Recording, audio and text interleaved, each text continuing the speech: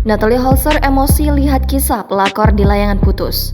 Sule minta Reza Rahadian tanggung jawab.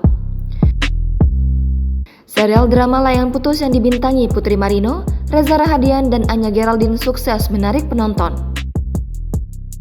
Kisah perselingkuhan dalam rumah tangga yang disajikan membuat penonton ikut geram. Salah satunya yang mengikuti serial Layangan Putus yakni Natalie Holzer. Tampak Natalie Holzer sedang duduk di tepi ranjang melihat layangan putus di ponsel.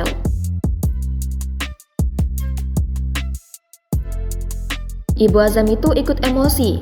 Sule menyebut sang istri begitu terbawa ke cerita. Natalie Holzer fokus melihat serial, sementara Rizwan memegangi botol susu Azam. Sule meminta Reza Rahadian bertanggung jawab dengan tingkah Natalie yang ikut baper.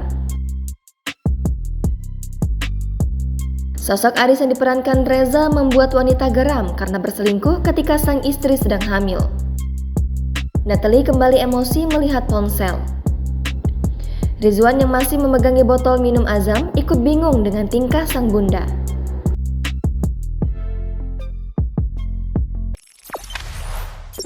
Jangan lupa subscribe, share, komen, dan like ya!